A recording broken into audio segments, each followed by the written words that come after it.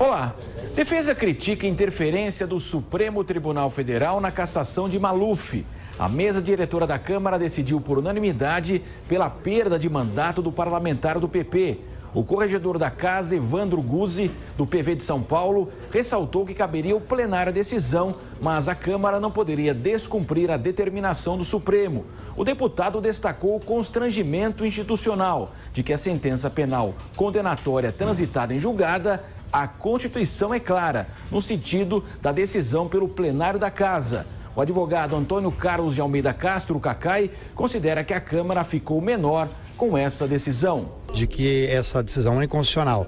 O parecer do corregedor é um parecer que dá uma certa tristeza, porque ele reconhece a inconstitucionalidade, ele diz que o Supremo está exorbitando os seus poderes e, no entanto, ao final ele diz que não tem como não cumprir uma decisão inconstitucional. Eu penso que é gravíssimo. Nós vemos um momento em que o Legislativo está acuado, até por terem os seus principais líderes serem investigados, e tem que ser investigados, ninguém está acima da lei, mas é uma investigação sem limites, sem prazo determinado.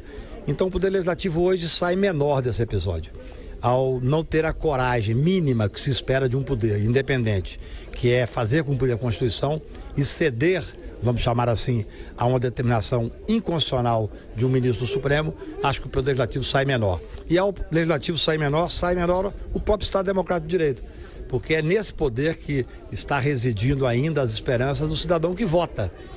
É muito grave o que aconteceu. Eu não estou nem discutindo se deveria ou não, não é a questão da condenação, não é a questão do processo penal em si.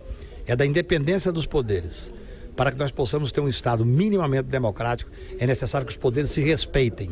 Nós não podemos viver uma crise como a que estamos vivendo, um poder legislativo acuado, um poder executivo sem nenhuma legitimidade, nenhuma conexão com a sociedade. Então nós vivemos um superpoder judiciário. Um poder judiciário ativista que, no meu ponto de vista, muitas vezes vai além do que pode ir. Eu repito, falei da tribuna do Supremo com lealdade.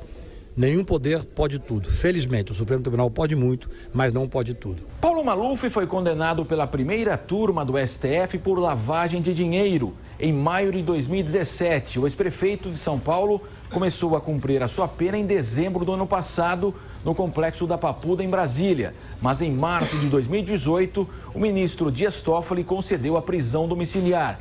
Maluf foi afastado do cargo em fevereiro de 2018, por decisão do presidente da Câmara, Rodrigo Maia. Agora, o suplente Jundiabe, do MDB, será efetivado na casa.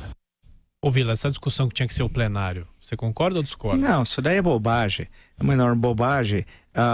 Agora, o que chama a atenção, eu não vou nem comentar a fala, melhor dizendo, um advogado que é conhecido pelo um apelido, isso é só no Brasil, tal. Isso não existe em qualquer outro país do mundo, tal.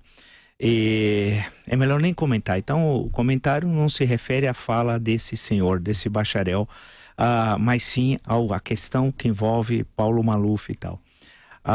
Quando você vincula a defesa da democracia ao Paulo Maluf, há algo de errado no país. Isso explica o extremismo existente hoje. A democracia está absolutamente desmoralizada.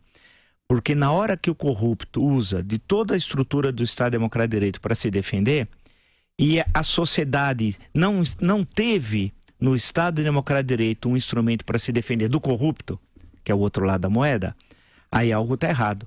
Ou seja, as instituições, elas não estão a serviço da ética, do respeito à coisa pública, do espírito republicano, estão a serviço dos criminosos. E muita gente lucra com crime. Se vocês imaginarem, eu insisto e digo sempre há anos, que a corrupção for somente um negócio ilícito entre corruptor e corrupto, dia muito ela estaria resolvida. E por que ela não está resolvida? Porque a corrupção é uma indústria que envolve milhares de pessoas. Inclusive defensores de corruptos que recebem honorários fabulosos, e sabem, têm a plena consciência que o seu cliente é corrupto. Portanto, recebe dinheiro sujo. A OAB silencia sobre isso. Significa não ter direito de defesa? Tem a defensoria pública. Ou o advogado defende sem cobrar honorários. Quando um advogado cobra 5, 10, 15, 20 milhões para defender um corrupto, ele é sócio do corrupto. Ele é sócio do corrupto. E isso a gente tem de dizer sem medo. Sem medo. Ele é sócio. Porque ele sabe que o dinheiro é sujo. Ele tem consciência. Então, aí alguém vai dizer assim, mas espera, você está dizendo que o corrupto, o acusado, o suposto, não vai ter direito de defesa? Claro que tem. Claro que tem. Pega um advogado e vai defendê-lo, sem receber honorários sujos, né? Muita gente morreu por causa de Paulo Maluf. Ele destruiu o sistema de saúde municipal com o PAS. Ou vocês não lembram mais do PAS aqui em São Paulo? Esqueceram, né? Esse homem, ele rouba desde a Caixa Econômica Federal, desde o governo Costa e Silva. Então, quando você defende um bandido como esse, você é copartícipe do roubo. Não adianta tergiversar. Quando será que teremos uma OAB que com o Conselho de Ética diga o seguinte: olha, bandido e corrupto, ladrão de dinheiro público não vai ser defendido por nós. Tem a Defensoria Pública para isso. Quando é que nós teremos advogados que falem isso? Não invoquem o direito de defesa a bandidos, a ladrões, a pilantras. Então a grande questão que se coloca é que as entidades de classe, odeio essa expressão, corporativista, fascista, entidades de classe, isso daí é um corporativismo fascista e tal. Quando é que vocês vão falar assim, olha, nós estamos aqui, a República tem de ter mãos limpas. Quando você... E olha, no Mensalão acompanhei, teve um ex-ministro da Justiça que está no inferno, espero que ele esteja no inferno, que já morreu, que cobrou 15 milhões de reais. 15 milhões! O homem era tão ruim que tinha 1 hora para falar, falou 47 minutos.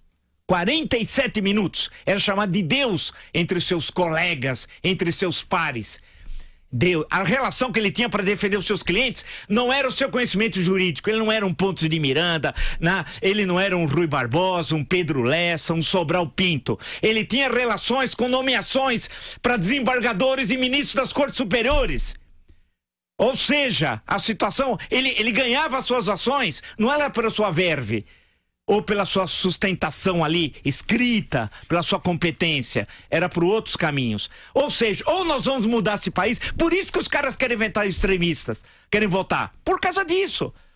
Ou quero ver quem tem coragem de sacudir esse Estado, balançar, derrubá-lo e construir um outro, que é o único caminho.